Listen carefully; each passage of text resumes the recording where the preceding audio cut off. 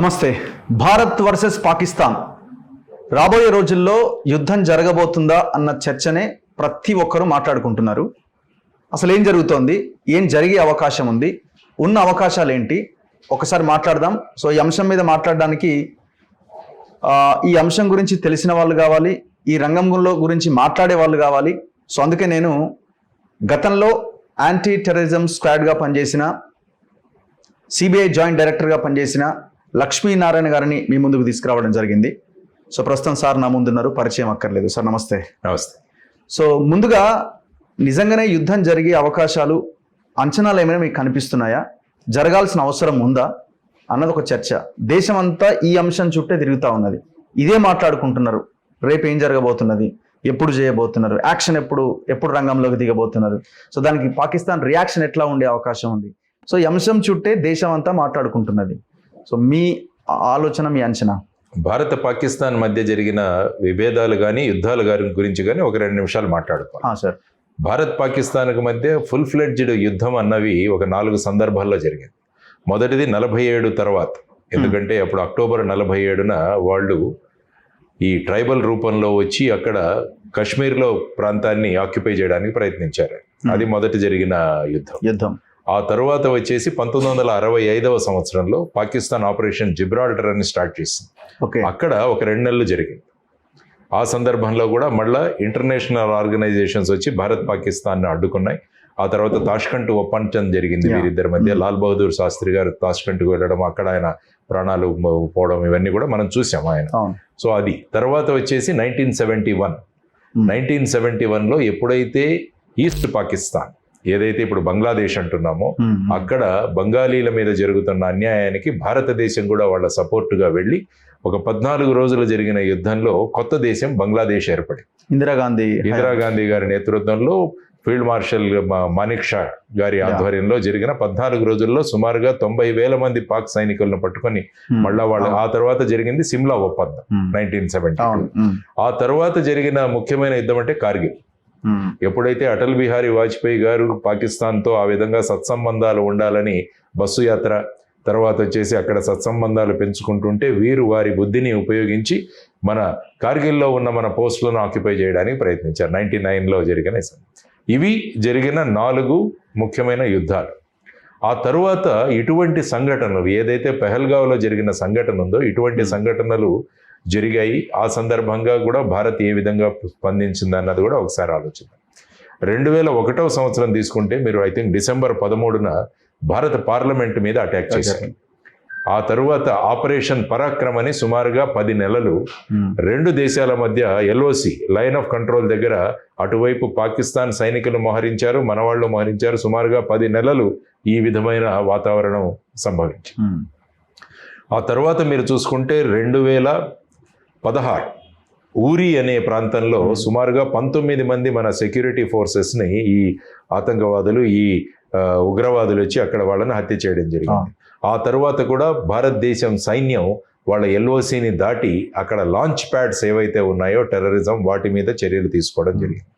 ఆ తర్వాత జరిగిన సంఘటన ఫిబ్రవరి 14, 2019 పుల్వామాలో జరిగిన ఘటన.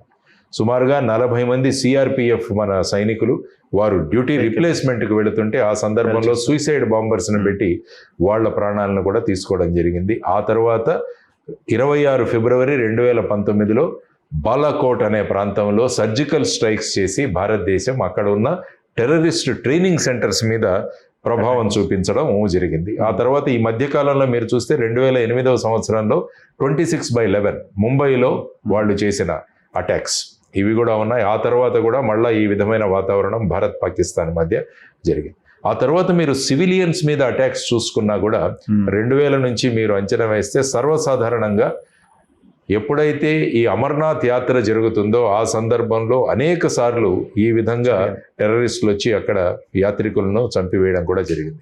సో ఇవన్నీ జరుగుతుండగా 2019వ సంవత్సరంలో ఆగస్టు 5వ తారీఖున ఆర్టికల్ 370 ఏదైతే ఉందో దాన్ని రద్దు చేసింది ప్రస్తుత ప్రభుత్వం. ఆ తర్వాత జమ్మూ అండ్ కాశ్మీర్ని ఒక రాష్ట్రం కాకుండా 2 యూనియన్ టెరిటరీస్గా విభజించింది, కేంద్రపాలిత ప్రాంతంగా. ఆ తర్వాత అక్కడ లెఫ్టినెంట్ గవర్నర్ ఆధ్వర్యంలో అక్కడ పరిపాలన కొనసాగింది. ఆ తర్వాత మొన్న రీసెంట్గా అక్కడ ఎలక్షన్లు కూడా నిర్వహించడం జరిగింది. ఆ తర్వాత ముఖ్యంగా జరిగింది ఏంటంటే టూరిజం మళ్ళా పెరిగింది కాశ్మీర్లో. ఆ తర్వాత పెట్టుబడులు రావడం మొదలుపెట్టాయి. బయటి వారు కూడా అక్కడ భూమిని తీసుకొని అక్కడ పెట్టుబడులు పెట్టవచ్చని వాళ్ళు ఈజీ చేయడం జరిగింది. దానితో ఇంతకుముందు కాశ్మీర్లో ఏదైనా చేయాలంటే పాకిస్తాన్ ఏదో ఒకటి ప్రభావం చూపించేది, కానీ ఏప్రిల్ 19 తరువాత ఈ ఆర్టికల్ 370 ఇవన్నీ తీసేసి జమ్మూ అండ్ కాశ్మీర్ మళ్ళా పూర్వపతంలోకి వస్తుంటే సహించలేకపోతుంది పాకిస్తాన్. దానివల్ల ఏదో ఒకటి చెయ్యాలి అన్న ఒకటిది. తర్వాత ముఖ్యంగా ఈ సంఘటన మీరు చూసుకుంటే American vice president JD Vance మన భారతదేశానికి వచ్చారు. తర్వాత ప్రధాని నరేంద్ర మోడీ గారు సౌదీ అరేబియాలో పర్యటిస్తున్నారు. ఇంతకుముందు ఎలా ఉండేదంటే ఆఫ్ఘనిస్తాన్లో ఈ తాలిబాను వీళ్ళను కంట్రోల్ చేయడానికి అమెరికన్ సైన్యాలు ఉండేవి. అప్పుడు పాకిస్తాన్ను చాలా దగ్గరగా ఉన్న దేశంగా అమెరికా భావించి, ఎందుకంటే వాళ్ళ ట్రూప్స్ అక్కడ ఉన్నాయి కాబట్టి వీళ్ళ ఆధారం తీసుకుని వాళ్ళు చేశారు. కానీ 2021వ సంవత్సరంలో అమెరికన్ ట్రూప్స్ అక్కడి నుంచి విత్డ్రా అయ్యాయి. ఆ తర్వాత వచ్చేసి 2008లో ఏదైతే ట్విన్ టవర్ బ్లాస్ట్ జరిగిందో దానికి ప్రధానమైన సూత్రధారి ఒసామా బిన్ లాడెన్ కూడా ఫైనల్ గా అక్కడే పాకిస్తాన్లో. కాబట్టి ఈ విధంగా పాకిస్తాన్ అన్నది ఉగ్రవాదాన్ని ప్రోత్సహిస్తుంది అని వారు కాబట్టి క్రమక్రమంగా అమెరికా పాకిస్తాన్ నుంచి దూరం అవడం మొదలు. తను కూడా ఇప్పుడు ఆయన రక్షణ మంత్రి కూడా స్టేట్మెంట్ ఇచ్చాడు కదా, అవును నిజమే, మేము అమెరికా ఇచ్చాడంటే ఆయన ముఖ్యంగా చెప్పడం ఏంటంటే రెండు పెద్ద దేశాల యొక్క వాళ్ళ యొక్క ఉనికి వాళ్ళ యొక్క పోరులో we have played a dirty game అని ఆయన అన్నాడు. ఇప్పుడు మునీర్ అని ఎవరైతే జనరల్ ఉన్నారో ఆయన కూడా ఇప్పుడు ఇలాంటి చర్యలే చేస్తున్నాడు అని చెప్పి ఓపెన్గా మాట్లాడాడు. సో ఆ విధమైన పరిస్థితుల్లో ఉంది. ఆ తర్వాత చైనా తీసుకుంటే ఇంతకుముందు చైనా కూడా పాకిస్తాన్కు దగ్గరగా ఉంది. వాళ్ళు ఏంటంటే బెల్ట్ అండ్ రోడ్ ఇనిషియేటివ్ అని ఒకటి మొదలుపెట్టారు. దానిలో అనేక ప్రాజెక్ట్స్ వాళ్ళు పాకిస్తాన్లో కూడా చేస్తున్నారు. కానీ పాకిస్తాన్ యొక్క ఆర్థిక పరిస్థితి ఎంత ఘోరంగా ఉందంటే వాళ్ళు ఏమాత్రం డబ్బులు అందులో వెచ్చించలేకపోతున్నారు. కాబట్టి చైనా ప్రాజెక్ట్స్ అన్ని కూడా అలా నిలిచిపోయాయి. తర్వాత గల్ఫ్ దేశాలు కూడా ఇంతకుముందు సహాయం చేసి లేదు, కానీ క్రమక్రమంగా అవి కూడా దూరం అయిపోయి భారతదేశం అందరికీ దగ్గరైంది. సో ఈ అన్నిటి పరిణామాలు చూసుకొని ఆర్థిక పరిస్థితి చాలా ఘోరమైన పరిస్థితిలో ఉంది పాకిస్తాన్. ఎలాగైతే శ్రీలంకలో చూసామో మనము, ఒక బ్రెడ్ 500 రూపాయలు, ఒక 1 లీటర్ ఆఫ్ మిల్క్ 160 రూపాయలు, ఈ పరిస్థితి పాకిస్తాన్లో ఉంది. ఆ తర్వాత బలూచిస్తాన్ ప్రాంతంలో కూడా అక్కడ రెవల్యూషన్ మొదలైంది పాకిస్తాన్ ఆర్మీకి, పాకిస్తాన్. సో ఇటువంటివన్నీ తీసుకొని మరి మన ఉనికి పోతోందేమో అన్న ఒక భయం పాకిస్తాన్కు పుట్టింది.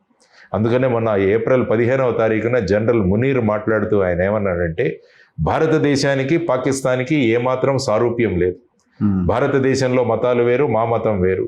భారతదేశం యొక్క సిద్ధాంతాలు వేరు, మా సిద్ధాంతాలు. భారతదేశ ఆచారాలు వేరు, మా ఆచారాలు వేరు. ఇవన్నీ మా సంస్కృతి వేరు, ఆ సంస్కృతి. కాబట్టి 2 నేషన్ థియరీ గురించి మళ్ళా మాట్లాడాడు.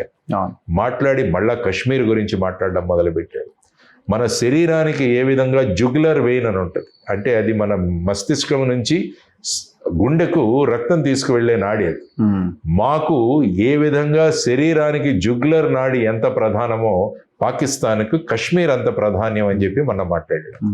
కాబట్టి వీటిలన్నిటి నుంచి డెస్పరేషన్ తెలుస్తుంది మనకు. లేకుంటే మా ఉనికే పోయింది, మా గురించి పట్టించుకోకుండా కావలసిన మార్పులు చేస్తున్నారు. సో ఇటువంటి సంభ్రమంలో ఏం చేశారంటే జనరల్గా ISI అన్న ఒక ఏజెన్సీ ఉంటుంది అక్కడ, ఇంటర్ సర్వీసెస్ ఇంటెలిజెన్స్. దానికి ఇంతకుముందు ఈ జనరల్ మునీర్ అన్న వ్యక్తి దాని చీఫ్, ఆ తర్వాత ఇతను ఆర్మీ చీఫ్ అయ్యాడు. అతని నేతృత్వంలో ఉన్నప్పుడు ISI చాలా ఇటువంటి టెర్రరిస్ట్ అటాక్స్ చేసింది భారతదేశం మీద, మిగతా దేశాలు. కాబట్టి ఆ ISIని మళ్ళా చేతిలో తీసుకొని పాకిస్తాన్ గవర్నమెంట్ యొక్క సపోర్ట్తో ఈ కొత్తగా ఇచ్చిన ది రెసిస్టెన్స్ ఫోరం అన్నది ఒకటి, లష్కరీ తైబా నుంచి వాళ్ళకి స్ప్లింటర్ గ్రూప్ అంటారు, అనుబంధ సంస్థ ఈరోజు వచ్చి పెహల్గావ్లో ఈ విధంగా అక్కడ టూరిస్టులుగా వెళ్ళిన 26 మంది మీద ఈ విధంగా దాడి చేయడం అనేది చాలా అమానుషమైన చర్య. ఈ విధమైన చర్యను ఖండిస్తూ ప్రపంచ దేశాలు కూడా స్టేట్మెంట్స్ ఇచ్చి పాక్ ఆక్రమిత కాశ్మీర్ పైనే భారతదేశం గురిపెట్టింది అన్నది ఒక చర్చ నడుస్తున్నది. సో దాన్ని మళ్ళీ మనం వెనక్కి తీసుకోవడం పైనే గవర్నమెంట్ దృష్టి పెడుతోందని అనుకోవచ్చా? జనరల్ అవకాశం ఉంటుందా? పాకిస్తాన్ అన్నది వాళ్ళ ఉగ్రవాద చర్యలన్నీ కూడా పాక్ ఆక్యుపైడ్ కాశ్మీర్ లో వాళ్ళ సంస్థలు నడుపుతారు. ఇంతకుముందు బాలాకోట్ కావచ్చు, అక్కడ కూడా మీరు చూశారు. కాబట్టి ఇప్పుడు మెయిన్గా మొన్న ప్రధానమంత్రి గారు మన ఇక్కడ నుంచి కూడా మాట్లాడారు. వారు ఎక్కడి నుంచి, బీహార్ నుంచి మాట్లాడారు మొన్న వెళ్ళినప్పుడు. పంచాయతీ రాజ్ డేకి వెళ్ళారు అక్కడికి వెళ్ళి ఆయన హిందీలో మాట్లాడుతూ మళ్ళా ఇంగ్లీష్లో కూడా మాట్లాడారు. ఎందుకంటే this is a message to the entire world. ఆయన ఏమన్నారు స్పష్టంగా, ఎవరైతే ఈ చర్యకు పాల్పడ్డారో వారిపైన, వారి మద్దతుదారులపైన, తర్వాత వారి కుట్రలో భాగస్వాములైన వారందరి మీద కూడా భారతదేశం చర్య తీసుకుంటుంది. భూభాగంలో ఎక్కడ దాక్కున్నా కూడా వాళ్ళను తీసుకుని వాళ్ళ మీద మేము చర్యలు తీసుకుంటామని ఆయన సుస్పష్టంగా తెలియజేశారు. రాజ్నాథ్ సింగ్ గారు కూడా మాట్లాడారు, అమిత్ షా గారు కూడా విజిట్ చేశారు. సో వీటన్నిటి పర్యవసనంలో ఇప్పుడు ఏం చేయాలి అన్నది ముఖ్యంగా జరుగుతుంది. ఇక సోషల్ మీడియాలో రకరకాల యుద్ధం జరగాలి, మనం యుద్ధం చేయాలి, ఇవన్నీ కూడా మాట్లాడుతున్నారు. సో ఆ విధమైన పరిస్థితులలో సమర్థమైన నేతృత్వం భారతదేశానికి ఉంది. ప్రధానమంత్రి మోడీ గారి నేతృత్వంలో, ఆ తర్వాత విశేషమైన అనుభవం ఉన్న జైశంకర్ గారు మన విదేశాంగ మంత్రి, ఆయన ఇంతకుముందు ఫారిన్ సెక్రటరీ కూడా ఐఎఫ్ఎస్లో ఉండేవారు. తర్వాత పాకిస్తాన్ చర్యలలో అత్యంత నైపుణ్యం కలిగిన అజిత్ డోవల్ గారు మన నేషనల్ సెక్యూరిటీ అడ్వైజర్. కాబట్టి వీరు ముగ్గురు, రాజ్నాథ్ సింగ్ గారు, వీరందరూ ఒక సమర్థవంతమైన నాయకత్వం. ఆ తర్వాత ప్రతిపక్షాలు కూడా గవర్నమెంట్ ఏం చేస్తే మేము వారికి టోటల్గా సపోర్ట్ చేస్తామని వారు కూడా చెప్పడం జరిగింది. సో ఇవన్నిటి వాటిలలో now let us leave it to their discussion. ఒకటి, ఇప్పుడు మీరు అంటున్నారు ప్రధానమంత్రి చాలా సీరియస్గా కమెంట్స్ చేశారని, కానీ భారత్ తీసుకున్న చర్యలతోటి పాకిస్తాన్ కూడా కొన్ని యాక్షన్స్ ప్లాన్స్ అయితే వాళ్ళు రెడీ చేసుకుంటున్నారు. సిమ్లా ఒప్పందాన్ని మేము రద్దు చేస్తున్నాం అన్నారు. ఇప్పుడు సిమ్లా ఒప్పందం రద్దు వల్ల మూడో దేశం ఎంట్రీ అవడానికి అవకాశం ఉంది. చైనా పాకిస్తాన్కి సహకరించే ఛాన్స్ ఉన్నది. అంటే పాక్ ఆక్రమిత కాశ్మీర్ని మనం ఒకవేళ మళ్ళీ మనం వెనక్కి తీసుకోవాలని ప్లాన్ చేస్తే చైనా కూడా ఎంటర్ అవ్వచ్చు అన్నది ఒక డిస్కషన్. చైనా వాళ్ళ సమస్యల్లో వాళ్ళు ఉన్నారు. ట్రంప్ 245% టారిఫ్ పెట్టాడు వాళ్ళ మీద. వాళ్ళ సామాన్లు ఎక్కడ పంపించాలి, ఏ దేశాలకు పంపించాలి, భారతదేశంతో మనం ఎట్లా దగ్గర అవ్వాలని వాళ్ళు ఆలోచిస్తున్నారు. అందుకనే అన్నారు కదా, dragon is going to dance with elephant. అంటే చైనా మరియు భారతదేశం మళ్ళా కలిసి వారిద్దరూ కలుస్తున్నారు, ఆలోచిస్తున్నారు అన్నది ఒక విషయం జరుగుతూనే ఉంది. కాబట్టి ఎప్పుడు కూడా చైనా ఇప్పుడు ఎకనామిక్ గా వాళ్ళు చాలా దిగజారిపోతారు. ఈ 245% ఈ టారిఫ్స్ విధిస్తే వారు కూడా ఈ విధమైన దీంట్లో ఉన్నారు. వెళ్ళి ఉగ్రవాద దేశమైన పాకిస్తాన్ కు సపోర్ట్ చేయాల్సిన అవసరం కూడా వాళ్ళకి లేదు. సిమ్లా అగ్రిమెంట్ ను పాకిస్తాన్ ఎన్నోసార్లు ఉల్లంఘించింది. యాక్చువల్ గా సిమ్లా అగ్రిమెంట్ ప్రకారం కశ్మీర్ అన్నది ఒక బైలేటరల్ ఇష్యూ, మన ఇద్దరం మాట్లాడుకోవాలి కానీ వేరే చోట మాట్లాడకూడదు అన్నది మనకున్నది. పాకిస్తాన్ ఎన్నిసార్లు లేవనెత్తింది దీన్ని, యునైటెడ్ నేషన్స్ లో లేవనెత్తింది, G20 కాన్ఫరెన్సెస్ లో ఎప్పుడు వీలైతే అప్పుడు లేవనెత్తింది. సో సిమ్లా అగ్రిమెంట్ ఎప్పుడో వాళ్ళు ఉల్లంఘించారు, దానివల్ల ఒరిగేది ఏమీ లేదు. ఆ తర్వాత ముఖ్యంగా భారతదేశం నుంచి తీసుకున్న చర్య ఏదైతే ఉందో, సింధు జలాల ట్రీటీ ఏదైతే ఉందో దాన్ని మనం తాత్కాలికంగా ఆపివేశాం. అందువల్ల పాకిస్తాన్కు రావాల్సిన నీళ్లు ఈ 3 నదుల నుంచి ఏదైతే ఉన్నదో దాన్ని మనం రిస్ట్రిక్ట్ చేస్తున్నాం. ఈ రోజే నిన్న పాటిల్ గారు జలశక్తి మినిస్టర్ వాళ్ళందరి మీటింగ్ జరిగి వాళ్ళు నిర్ణయించింది ఏంటంటే డీసిల్టింగ్ చేద్దాం, వీలైనంత నీటిని భారత భూభాగంలోనే మనం ఆపుదాం. ఆ తర్వాత చెక్ డ్యామ్స్ ఇవన్నీ ఉన్నాయి, వీలైతే 1 సంవత్సర కాలంలో ఇంకా 2 projects already Jammu and Kashmir లో మొదలయ్యాయి. ఇవన్నీ చేస్తే ఒక నీటి బొట్టును కూడా మేము పాకిస్తాన్కి ఇవ్వమన్న ధోరణిలో భారతదేశం పెడుతుంది. సాధ్యమయ్యే అవకాశం ఉందంటారు? టైం పడుతుంది. అంటే మనం డ్యామ్లు కట్టాలి, రిజర్వాయర్లు ఉన్నాయి ఆల్రెడీ, దానికి లక్షల కోట్ల డబ్బులు వెచ్చించాలి.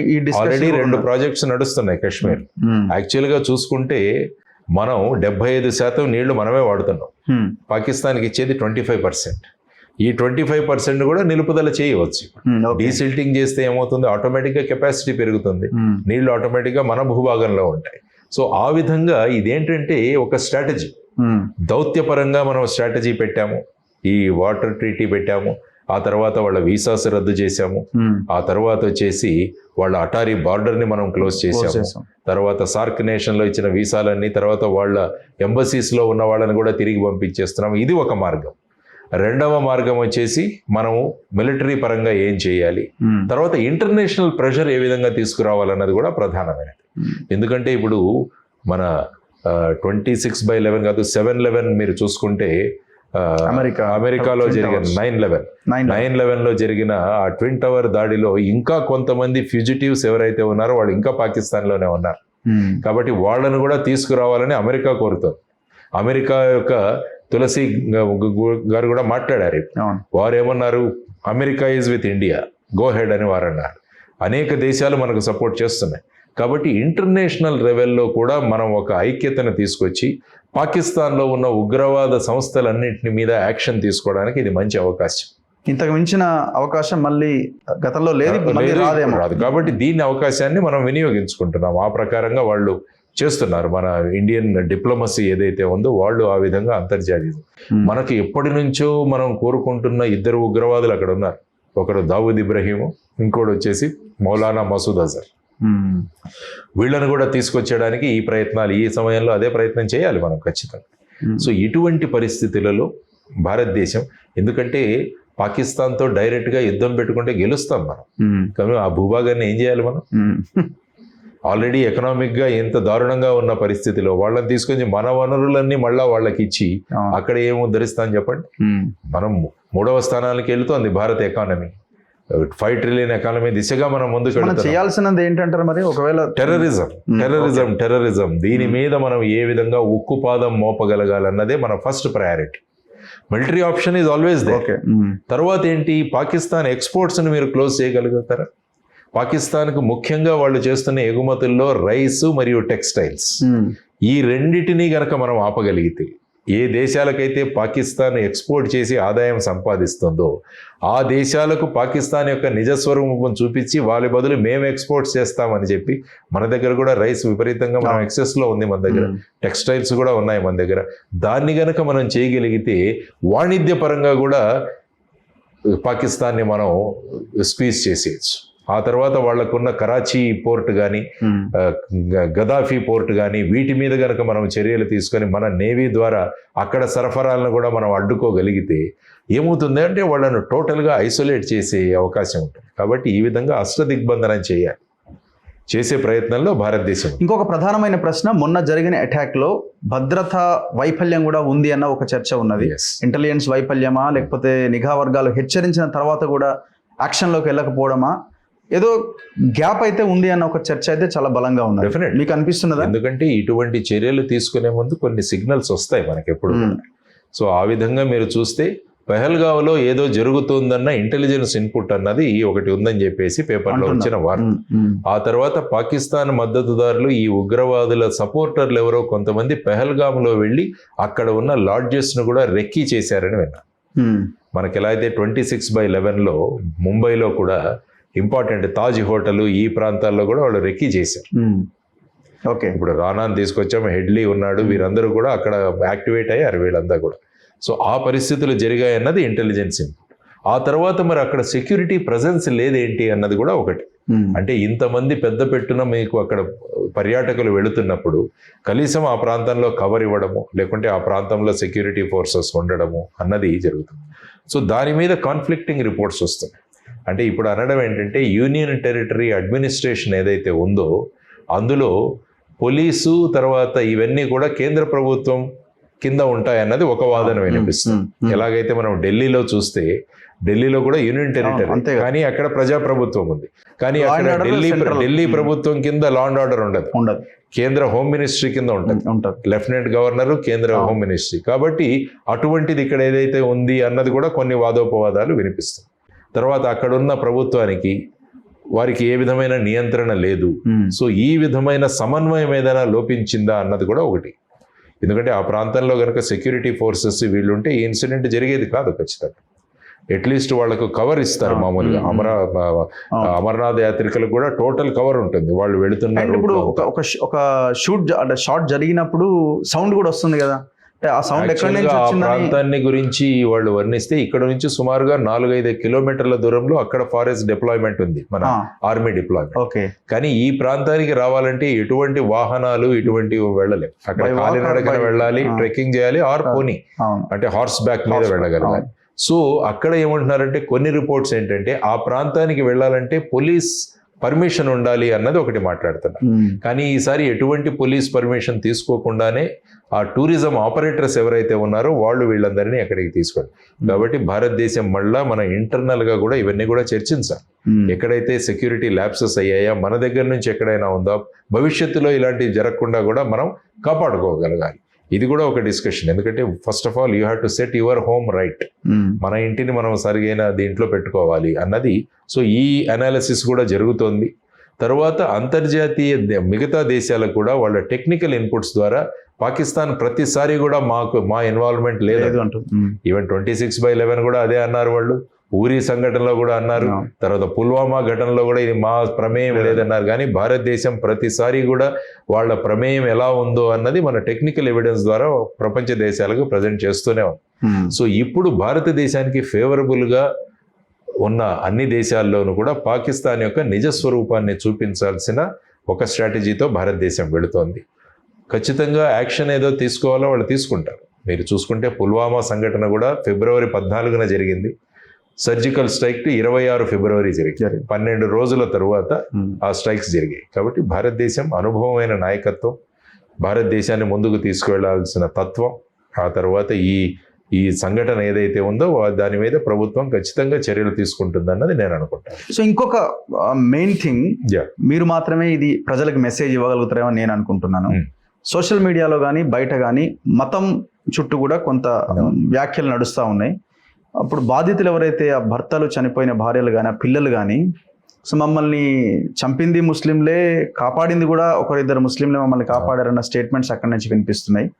సో ఓవరాల్గానైతే వాళ్ళు కాల్చే టైంలో, వాళ్ళు చంపేసే టైంలో మీరు హిందువా ముస్లిమా అనే ఆ స్టేట్మెంట్స్ ఏవైతే ప్రజలు వింటున్నారో కొంత ఆందోళనకు గురవుతున్నారు, కొంతమంది అగ్రెసివ్గా మాట్లాడుతున్నారు. సో దీన్ని ఎట్లా మీరు పబ్లిక్ ఒక మెసేజ్? టెర్రరిజము ముఖ్యంగా ISI వాళ్ళ చర్యలు ఎలా ఉంటాయంటే, వాళ్ళ చర్యను సమర్థిస్తూ భారతదేశంలో అంతర్గతంగా ఏదైనా వైషమ్యాలు సృష్టించాలన్న దానికి కూడా ఇది స్టార్ట్. అంతే. ఇంతకుముందు ఎప్పుడు వచ్చేసి కాల్ చేసేవాడు. అంతే. కానీ ఈసారి పర్టికులర్ గా కనుక్కొని వాళ్ళను వెరిఫై చేసుకొని తీసిన సంఘటన ఇది. కూడా దాని వెనకాల ఆలోచిస్తే మళ్ళా విత్ ఇన్ ది కంట్రీ ఈ విధంగా డివైడేషన్ చేసేసి ఈ విధంగా ఇంటర్నల్ గా డిస్టర్బెన్స్ క్రియేట్ చేయాలన్నది ISI యొక్క టాక్టిక్స్. యాక్చువల్గా మీరు 26 మందిని చూసుకుంటే అందులో యాక్చువల్గా అక్కడ లోకల్ పోనీ డ్రైవర్, ఆ గుర్రం తీసుకొచ్చే వ్యక్తి కూడా అక్కడ చనిపోయాడు, ముస్లిం. ఒక క్రిస్టియన్ కూడా ఉన్నారు ఇందులో వెళ్ళిపోయి. కాబట్టి ఎప్పుడు కూడా ఈ ఉన్మాదానికి, ఈ విధమైన టెర్రరిజంకి ఎక్కడా కూడా ఈ విధంగా మతాలు జాతులు ఉండవు. వాళ్ళంతా కూడా ఒక స్థాయిలో ఉంటారు. వాళ్ళు పైనుంచి వస్తున్న డైరెక్షన్స్ ఏవైతే ఉంటాయో వాటిని ఇక్కడ ఫుట్ సోల్జర్స్ దాకా చేస్తుంటారు. కాబట్టి ఈ విధమైన సోషల్ మీడియాలో ప్రయత్నాలు కూడా మోస్ట్ ప్రాబబ్లీ ISI ఇంటెలిజెన్స్ వాళ్ళే కూడా చేస్తుండొచ్చు. ఈ మధ్య ఎవరైనా అకౌంట్స్ ఓపెన్ చేయొచ్చు, ఎక్కడ నుంచైనా ఓపెన్ చేయొచ్చు, ఎటువంటి స్టేట్మెంట్స్ అయినా పెట్టచ్చు. కాబట్టి ఇది కూడా వాడి చర్యనే అని మనం గమనించాలి. కాబట్టి ముఖ్యంగా ఇప్పుడు చూస్తే భారతదేశం అంతా కూడా ఇర్రెస్పెక్టివ్ ఆఫ్ రిలీజియన్ ప్రతి ఒక్కరు కూడా దీన్ని ఖండించారు. కాబట్టి మనం అందరం కూడా కలిసి ఎదుర్కోవాలన్న మెసేజెస్ కూడా మనం చూసాం. ఎక్కడ చూసినా కూడా ప్రతి ప్రాంతంలో.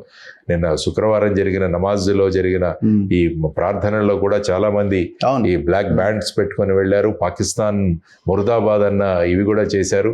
అక్కడ చనిపోయిన వారందరికీ కూడా 2 నిమిషాల మౌనం పాటించడం జరిగింది. కాబట్టి ఇవన్నీ కూడా మనం చేస్తున్నాం. కానీ మళ్ళా కూడా ISI ఇంటెలిజెన్స్ మళ్ళా మన మధ్య ఈ విధంగా భేదభావాలు సృష్టించి వాళ్ళ పబ్బం గడుపుకోవడానికి కూడా చేస్తున్న ప్రయత్నాలని నేను అనుకుంటాను. మీ అనుభవంలో, అంటే మీరు యాంటీ టెర్రరిజం స్క్వాడ్గా ఉన్నప్పుడు మీ అనుభవం ఏదైనా ఉందా? ఇంట్రెస్టింగ్. యాక్చువల్గా ఎలా ఉంటుందంటే, మెయిన్గా 2 ముఖ్యమైన టెర్రరిస్ట్ ఆర్గనైజేషన్స్ ఉన్నాయి పాకిస్తాన్. ఒకటి లష్కరీ తైబా, ఇంకోటి వచ్చేసి జైషే మహమ్మద్. ఈ 2 ఇప్పుడు పాకిస్తాన్ అంటున్నది ఏంటంటే లష్కరే తైబా అన్నది ఆల్మోస్ట్ లేదు, కాబట్టి దాని స్ప్లింటర్ గ్రూప్ అన్నది ఇదే లేదు, ఈ రెసిస్టెన్స్ ఫోరం అన్నది కాదు అని వాళ్ళు మాట్లాడుతున్నారు. అది వేరే విషయం. ఎప్పుడు కూడా భారతదేశంలో ఈ విధంగా అంతర్గతంగా అల్లకల్లోలం సృష్టించే ప్రయత్నంలో ISI ఉంటుంది ఎప్పటికీ వీళ్ళ ఆధారంగా. 2006వ సంవత్సరంలో దక్షిణ భారతదేశంలో ఈ విధంగా అల్లకల్లోలం సృష్టించడానికి ఒక మాడ్యూల్ని ప్రిపేర్ చేసింది లష్కరీ తైబా. ఓకే. అది ఔరంగాబాద్ సెంట్రిక్గా అక్కడ ఇంటెలిజెన్స్ ఇన్పుట్స్ ద్వారా లష్కరీ తైబా ఒక మాడ్యూల్ని మేము ఇంటర్సెప్ట్ చేశాం. మీరు అక్కడే ఉన్నారు? నేను I was heading ATS. 16 AK-47లు, 3200 AK-47 ammunition, hand grenades, I think సుమారుగా 50 కిలోల RDX ఇవన్నీ కూడా పట్టుకోవడం జరిగింది.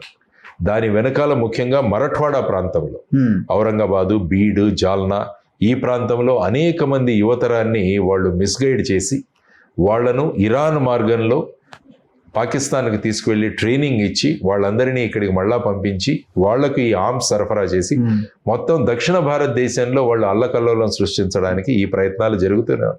చూడండి, దిల్సుఖ్ నగర్ బాంబ్ బ్లాస్ట్ కానీ, ఆ తర్వాత గోకుల్ చాట్ లో జరిగినది, తర్వాత వచ్చేసి మన లుంబిని పార్క్ లో జరిగినవి, ఇవన్నీ కూడా చాలా సంఘటనలు జరిగాయి. ఇవన్నీ కూడా భారతదేశ యొక్క ఇంటర్నల్ సెక్యూరిటీ, అంతర్గతంగా భారతదేశాన్ని మనం ఎలాగైనా అల్లకల్లోలం సృష్టించాలి అన్న దీంట్లో కొంతమంది యువతరాన్ని మిస్గైడ్ చేసి వాళ్ళకి ఏవేవో మిస్ఇంటర్ప్రిటేషన్స్ చేసి ఆ విధంగా మీరు ఇక్కడ చేస్తే మీకు పుణ్యం వస్తుందన్న ఒక బ్రెయిన్ వాష్ చేసి వాళ్ళందరినీ కూడా ఈ విధంగా సమాయత్తం చేసుకునే ప్రయత్నాలు ఈ మధ్యకాలంలో చూస్తే ఇటువంటి ప్రయత్నాలు ఎక్కడ జరగడం లేదు.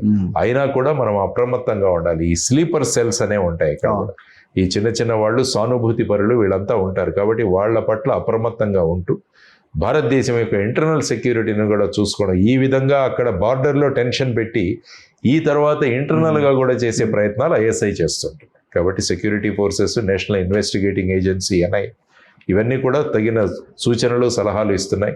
భారతదేశంలో ఉన్న పాకిస్తాన్ వీసాలో వచ్చిన వాళ్ళందరినీ కూడా వెంటనే పంపించేయండి అని అల్టిమేటం కూడా ఇష్యూ చేయడం జరిగింది. 48 గంటల్లో వాళ్ళ దేశానికి వెళ్ళిపోవాలన్నది కూడా మనం ఇచ్చి. చివరి ప్రశ్న, కర్రెగుట్టల్లో మావోయిస్టులు వర్సెస్ పోలీసులుగా వ్యవహారం నడుస్తున్నది. హెలికాప్టర్లు తిరుగుతున్నాయి, డ్రోన్లు ఎగురుతున్నాయి. జస్ట్ ఇంతకు ముందే బ్రేకింగ్ న్యూస్ ఏంటంటే ఒక 28 మంది మావోయిస్టులు ఎన్కౌంటర్లో చనిపోయారు కాల్పులు అని అంటున్నారు. ఇంకా పెరిగే అవకాశం ఉంది మృతుల సంఖ్య అంటున్నారు. ఇంకొక వైపున మావోయిస్టులు లేఖల మీద లేఖలు రాస్తున్నారు. ఇవాళ నిన్న రిలీజ్ అయింది 2వ లేఖ. మేము శాంతి చర్చలకు సిద్ధంగా ఉన్నాం, ఒక మెట్టు దిగండి, అట్లీస్ట్ ఒక నెల రోజులు ఈ కాల్పులు ఆపండి అన్నది వాళ్ళ నుంచి వస్తున్న రిక్వెస్ట్. గవర్నమెంట్ వైపు నుంచి నో రెస్పాన్స్. ఎటువైపు వెళ్తున్నది? ఇది కంటిన్యూ చేయాలా లేకపోతే ఆపాలా మావోయిస్టు కోరినట్టు? మీ సూచన ఏంటి? నక్సలైట్లు ఎప్పుడూ కూడా మావోయిస్ట్ ప్రిన్సిపల్స్ గెరిల్లా వార్ఫేర్ మీద వెళ్తుంటారు. గెరిల్లా వార్ఫేర్లో ఒక సూత్రం ఏంటంటే, మన శత్రువు ఎప్పుడైతే బలంగా ఉంటాడో మనం తగ్గాలి అన్నది గెరిల్లా వార్ఫేర్లో వన్ ఆఫ్ ది థింగ్స్. శత్రువు అప్రమత్తంగా ఉంటే మనం జాగ్రత్తగా ఉండాలి, సపోజ్ అప్రమత్తంగా లేకుంటే వెళ్ళి అటాక్ చేయాలి. ఇవి గెరిల్లా వార్ఫేర్ ప్రిన్సిపల్స్. ఇప్పుడు ఏమైంది, ప్రస్తుతం చూసుకుంటే ఈ నక్సలిజాన్ని భారతదేశం నుంచి తొలగిస్తామని హోమ్ మినిస్టర్ అమిత్ షా గారు ప్రకటన చేశారు. ఆ తర్వాత మీరు యాక్చువల్గా చూసుకుంటే 2009 నుంచి ఆపరేషన్ గ్రీన్ హంట్ అని కోబ్రా దళాలు, సిఆర్పిఎఫ్లో ఇవన్నీ కలిసి స్టేట్ సెంట్రల్ కోఆర్డినేషన్తో అనేక సంఘటనలు జరిగాయి మనకి. సో ఈ మధ్య కాలంలో మీరు చూస్తే జరుగుతున్న ఎన్కౌంటర్లలో కూడా సుమారుగా 20, 25, 30 ఈ విధంగా నక్సలైట్లు, తర్వాత పెద్ద పెట్టున సరెండర్స్ కూడా జరుగుతున్నాయి. మొన్ననే I think Khammam, I think Kothagudem, తర్వాత భద్రాచలంలో చాలా మంది నిన్న సరెండర్ అయ్యారు. నిన్న 14 మంది సరెండర్ అయ్యారు. సో ఇప్పుడు ఏమవుతుందంటే, ఇప్పుడు వీళ్ళకు గనక మనం కొంచెం విశ్రాంతినిస్తే మళ్ళా వాళ్ళు రీగ్రూప్ అవుతారు. ఇది మనం 2004వ సంవత్సరంలో చూసాం. ఉమ్మడి ఆంధ్రప్రదేశ్లో అప్పుడు మనం చర్చలకు పిలిచాడు. రాజశేఖర రెడ్డి గారు ముఖ్యమంత్రిగా ఉన్నారు. ఆ సందర్భంగా జానారెడ్డి గారు హోమ్ మినిస్టర్. ఆ సమయంలో నక్సలైట్ లీడర్ రామకృష్ణ నాయకత్వంలో కొంతమంది ఆర్కే ఆధ్వర్యంలో ఇక్కడ జరిగింది. ఆ తర్వాత మనం సీజ్ ఫైర్ కూడా చేస్తామని హామీ ఇచ్చాం. 4 రోజులు చర్చలు జరిగాయి, తర్వాత వాళ్ళు వెళ్ళిపోయారు. ఆ మధ్య కాలంలో సీజ్ ఫైర్ కాలంలో మళ్ళా రీగ్రూప్ అయ్యారు. వాళ్ళు మళ్ళా వాళ్ళ రిక్రూట్మెంట్ చేసుకున్నారు. మళ్ళా పెద్ద మొత్తంలో సెక్యూరిటీ ఫోర్సెస్ మీద వాళ్ళు చర్యలు తీసుకోవడం పెట్టారు. ఆనాడు వాళ్ళ కదలికలు గుర్తించి కనుక్కొని మావోయిస్టులనే ఇబ్బంది పెట్టారన్నది కదా చర్చ. బయట చర్చ అలాగే ఉంటుంది, ఎందుకంటే చర్చ అనేక ఉంటుంది, సానుభూతి పరులు ఉంటారు ఆ విధంగా. బట్ అల్టిమేట్ గా ఏంటి, మీరు ప్రజాస్వామ్యంలో భాగస్వాములు అవ్వాలంటే ప్రజాస్వామ్యంలో వచ్చేసే. మీరు ఎప్పుడూ కూడా తుపాకీ గొట్టంతోనే మేము రాజ్యం సాధిస్తాము అంటే అది కుదరదు కదా. ప్రజాస్వామ్య ప్రక్రియలో మీరు ఎలక్షన్లో పార్టిసిపేట్ చేయండి. మేము ఎలక్షన్ల మీద మాకు విశ్వాసం లేదు, మేము బాయ్కాట్ చేస్తున్నాం అంటారు. కాబట్టి మన సంస్థ, మన వ్యవస్థల మీద నమ్మకం లేని వాళ్ళకి యాక్షన్ తీసుకోవాల్సిన బాధ్యత ప్రభుత్వం. ఇప్పుడు మావోయిస్టులు రాసిన లేఖకి ప్రభుత్వం స్పందించాల్సిన అవసరం లేదంటారా మీరు? వాళ్ళు ఇచ్చారు, కానీ గత అనుభవంతో మనం ముందుకెళ్లాలా లేదా అన్నది. మీరు సరెండర్ అయిపోండి, you come and surrender before your SP. మళ్ళీ చర్చలు ఎందుకు? మీరు ఆయుధాలతో పాటు వచ్చి సరెండర్ అయిపోండి. That is the best way to do కదా. పోలీసుల చర్యల వల్ల ఆదివాసీలు ప్రాణాలు కోల్పోతున్నారు. అడవిలో కొన్ని కార్పొరేట్ శక్తులకి అడవిని కట్టబెట్టే ప్రయత్నం జరుగుతున్నది. అడవి రక్షణగా ఉండాలంటే మావోయిస్టులు ఉండాలి, ఆదివాసీలు బతకాలంటే మావోయిస్టులు ఉండాలి అన్నది వాస్తవం కాదా? ఇంత పెద్ద మొత్తం మీద నక్సలైట్స్ మీద ప్రభావం జరుగుతుందంటే లోకల్ ఆదివాసీలు సపోర్టును పోగొట్టుకున్నారు. ఎందుకంటే ఎప్పుడు కూడా పోలీసులు ఇన్ఫర్మేషన్ నెట్వర్క్ మీద ఆధారపడి ఉంటారు. ఇంతకుముందు ఇన్ఫర్మేషన్ వచ్చేది కాదు, అసలు భయంతో వాళ్ళ మీద సానుభూతితో ఇన్ఫర్మేషన్ బయటకు వచ్చేది కాదు. కానీ ఇప్పుడు ఏమైందంటే అభివృద్ధి కార్యక్రమాల వల్ల అనేక మంది ఆదివాసీ యువత వాళ్ళు ఉద్యోగాలు సంపాదించుకుంటున్నారు, వాళ్ళు కూడా వాళ్ళ కుటుంబాలను ఏర్పరచుకుంటున్నారు, అభివృద్ధి కూడా వెళ్ళింది. రోడ్ నెట్వర్క్ ఎంతగా పెరిగింది చూడండి ఆదివాసీ ప్రాంతాలు. నేను 94 నుంచి 96లో గడ్చిరోలిలో పనిచేశాను. కాబట్టి అప్పటి పరిస్థితులు ఇప్పటి పరిస్థితులు, అప్పుడు ఎవరైనా అభివృద్ధి చేస్తామని వస్తే వాళ్ళని చంపేసేవాళ్ళు కాంట్రాక్టర్స్. మేము ఆ కాలంలో 360 కిలోమీటర్లు బార్డర్ రోడ్ ఆర్గనైజేషన్ ద్వారా రోడ్లు వేయించాం గడ్చిరోలిలో, BRO సంస్థ. ఎందుకంటే లోకల్ కాంట్రాక్టర్స్ ఎవరు వచ్చినా కూడా వాళ్ళకి వీళ్ళు భయం పెట్టి చంపేస్తున్నారు. సో అటువంటి పరిస్థితులలో అభివృద్ధి చేరింది. ఆదివాసీలకు కూడా మనం ఇలాగే ఉంచాలన్నది నక్సలైట్ల అభిప్రాయం. మనం ఇలాగే మగ్గుతూ ఉండాలి, ఇలాంటి పరిస్థితుల్లోనే ఉండాలి, మనం అభివృద్ధి దగ్గరికి వెళ్ళకూడదన్న కౌంటర్ ప్రాపగండా ఏదైతే జరిగిందో గవర్నమెంట్ నుంచి, అది కూడా వీళ్ళ మీద ప్రభావం చూపించింది. ఆ తర్వాత వచ్చేసి అభివృద్ధి అనేది చదువుకుంటున్నారు. ఇప్పుడు ట్రైబల్ స్కూల్స్ పెట్టాం మనం ఇంటీరియర్ ప్రాంతంలో, అక్కడ మహిళలకు సెల్ఫ్ హెల్ప్ గ్రూప్స్ ద్వారా అక్కడ అనేక అదే పని గవర్నమెంట్ చేయొచ్చు కదా, ఏది చేయాలి, రోడ్లు వేయాలి, స్కూల్ చేయాలి, హాస్పిటల్ కట్టాలి. అందుకనే ప్రస్తుతం ఉన్న దాంట్లో నక్సలిజం ఈజ్ ఇర్రిలవెంట్. వాళ్ళు వద్దంటారా, కడతామంటే వద్దంటారు. అందుకనే నేను చెప్తున్నాను కదా, ఎందుకంటే వీళ్ళు ఏమంటారంటే ఈ రోడ్లు వస్తే ఈ ప్రాంతాన్ని అంతా కూడా ఎక్స్ప్లాయిట్ అయిపోతుంది, ఈ ప్రాంతంలో ఉన్న వనరులన్నీ కూడా ఎక్స్ప్లాయిట్ అవుతాయి, కాబట్టి ఇక్కడ వాళ్లకు ప్రమాదం అన్నది వాళ్ళ థియరీ. కానీ ప్రభుత్వం ఏమిటంటే ఈ నెట్వర్క్ను డెవలప్ చేసి మీ అభివృద్ధికి మేము రెడీగా ఉంటున్నాం. సో కార్పొరేట్లకి ప్రభుత్వం అడవిని అప్పగించే అవకాశం ఉందన్న చర్చకి అసంబద్ధమైన చర్చ అది. అంటే ఏమవుతుందంటే ఈ మైనింగ్ లేకపోతే రకరకాల ఖనిజ నిక్షేపాలని వెలికి తీసే దేశం కూడా అభివృద్ధి చెందాలి. అభివృద్ధి చెందినప్పుడు మనకున్న రిసోర్సెస్ ఏవైతే భగవంతుడు ఇచ్చాడో వాటిని ఎక్స్ప్లాయిట్ చేయాలి. చేసిన తర్వాత దీనికి ఈక్వివలెంట్గా అఫారెస్టేషన్ చేయాలి. మనకు నిధులు ఉన్న చోట, ఈ విధంగా మనకు మినరల్స్ ఇవన్నీ ఖనిజాలు ఉన్న చోట వాటిని తీయగలగాలి. మనం తీస్తేనే దేశం ఆర్థికంగా ప్రగతి చెందుతుంది. కానీ ఎట్ ది సేమ్ టైం సంపూర్ణమైన ఎన్వైరన్మెంటల్ ప్రొటెక్షన్ కూడా చాలా అవసరం. అడవులు పెంచాలి, అడవులు కొత్త భాగంలో చేయాలి. అందుకనే ఈవెన్ సెంట్రల్ యూనివర్సిటీ అనే హైదరాబాద్ మధ్యలో ఉన్న యూనివర్సిటీలో కూడా ఈ విధంగా చెట్లు కొట్టేయడం సుప్రీంకోర్టు చాలా సీరియస్గా తీసుకుంది. మీ అఫారెస్టేషన్ ప్లాన్స్ ఏంటి అని అడుగుతున్నారు. సో ఆ విధంగా ఏ మైనింగ్ జరిగినా కూడా అక్కడ మైనింగ్ వాళ్ళు చేసేవాళ్ళు దానికి 5-6 రెట్లు అఫారెస్టేషన్ చేయాలి. ఎంత ఈ గ్రీన్ వీటిని వాళ్ళు తీసేస్తారో దానికి 5-6 టైమ్స్ చేయాలి. That is a part. కానీ బేసిక్గా ఎక్కడొస్తుందంటే గవర్నమెంట్ ఇంప్లిమెంటేషన్. కాబట్టి ఇప్పుడైనా కూడా ఇంప్లిమెంటేషన్ అనేది సక్రమంగా జరిగి వీళ్ళ దగ్గర నుంచి సరిగ్గా అఫారెస్టేషన్ జరుగుతుందా లేదా అన్నది కూడా చూడాల్సిన బాధ్యత ప్రభుత్వానికి. కాబట్టి ప్రభుత్వాలు కూడా మేల్కొనాలి. There is no doubt. ఇంతకుముందు వీరుండి ఈ విధంగా నినాదాలు చేసేవారు, ఓకే వీళ్ళని మనం తీసేస్తున్నాం, there is because they are against the nation. కానీ ఈ వీళ్ళు లేరని మనము ఎక్స్ప్లాయిటేషన్ని పీక్ తీసుకెళ్ళకూడదు ఎప్పుడు కూడా. ఇప్పుడు పౌర హక్కుల నాయకులు వీళ్ళందరినీ తీసుకెళ్లి కాల్ చేస్తున్నారు అన్నది తప్పంటారా? ఎన్కౌంటర్ కాదు, ఇళ్లలో ఉంటే తీసుకెళ్లి జనరల్గా ఈ విధమైన అనేక కమిటీలు కూడా ఏర్పడ్డాయి. దాంట్లో అనేక కమిటీలు ఏర్పడ్డాయి.